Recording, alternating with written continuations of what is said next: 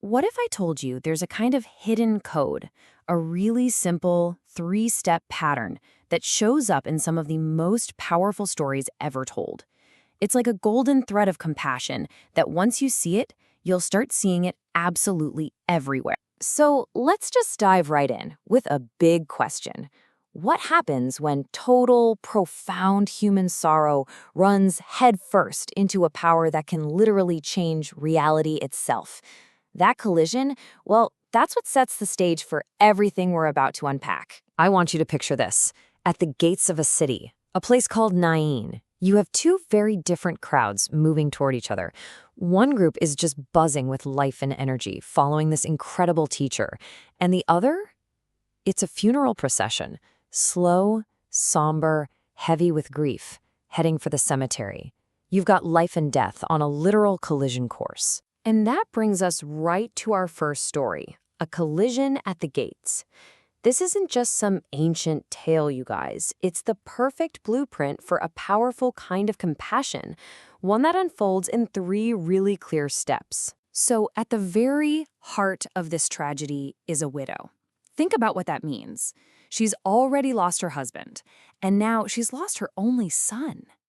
In that culture, this was just a complete and utter catastrophe.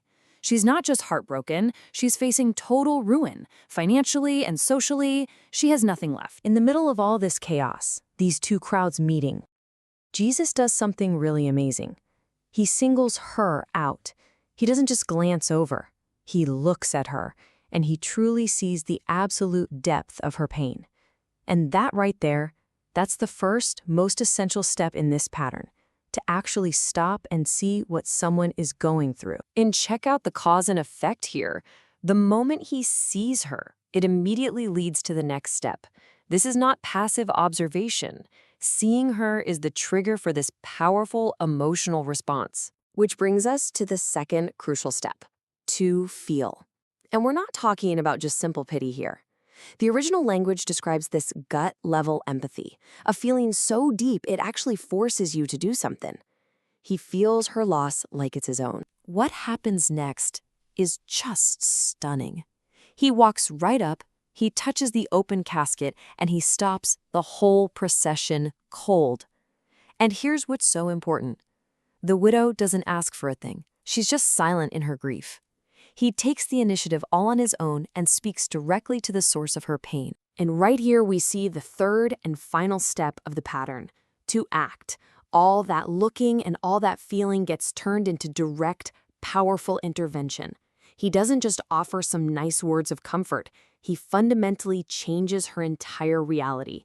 He restores her son, her future, and all of her hope. Okay, so we've just walked through the story.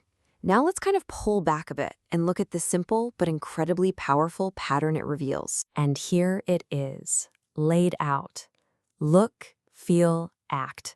It's that simple. First, you have to truly see and understand what's going on.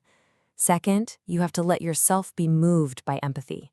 And third, you have to take action that makes a real, tangible difference. This little three-step sequence is the engine that drives the whole thing. But where does this whole idea of a deeply feeling, acting God even come from? It's pretty radical. So for this next section, a God who feels, we're going to trace this pattern right back to its source. There's this incredible moment in the Hebrew scriptures where God himself declares his own character. It's the only place it happens. And after this huge failure by his people, Moses asks to see God's glory, and this is what he hears. And what's the very first attribute on the list? Compassionate. The Hebrew word used there is racham. Now, this doesn't just mean nice or forgiving. It's talking about a deep, tender love that's rooted in a natural bond. The best way to think about it is the powerful, almost instinctual love a parent has for their own child. And this makes it crystal clear.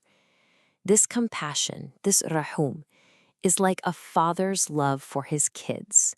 It's just a fundamental part of who he is. It's not something you have to earn. Okay, now let's jump back to our story in Nain. The Greek word for Jesus' compassion is splagchnizomai, and this word is even more intense. It literally comes from the word for your guts, your inner parts. It describes a compassion so powerful, you feel it physically. It's like when we say we have a gut feeling or something hits you right in the gut. It's raw, it's powerful, and it absolutely moves you to action. So now that we have this framework, look, feel, act. Let's see how it's not just a one-off thing. This pattern is like that golden thread we talked about, and it weaves through so many other stories. Okay, think about the Good Samaritan. We all know this one. He sees the man beaten on the road. That's look. He has compassion, that gut-level splagchnizomai. That's feel. And then he binds his wounds, puts him on his donkey, pays for his care. That is all act. See? Look, feel, act. Perfect fit. Or what about the prodigal son? The father sees his son coming home when he's still way off in the distance. He feels compassion, and this is huge. He runs to him. And then he acts by throwing his arms around him and ordering a feast. Look, feel, act. It's forgiveness in action. And it's not just for one person at a time. Here, Jesus looks out at this huge crowd of people, and he sees that they're harassed and helpless. He feels that exact same deep compassion, and it motivates him to act by teaching them and healing them. The pattern holds up, even on a massive scale. So, we've seen this pattern in these amazing stories. But the final question, the most important one, is what do we do with it? This is where this ancient code becomes a real modern-day challenge for every single one of us. Look, feel, act. The truth is, the world is just full of people who are experiencing their own version of that widow's grief. I mean, people who are mourning a lost relationship, people who feel rejected and worthless, people who've been betrayed and are terrified to ever trust again, or those who are so trapped in depression that hope just feels impossible. The need is everywhere, and so we're really left with a simple but profound choice. As you go about your life, starting tonight, will you use this pattern? Will you choose to truly look at the people around you? Will you allow yourself to feel their struggles? And maybe, most importantly, will you find your own way to act?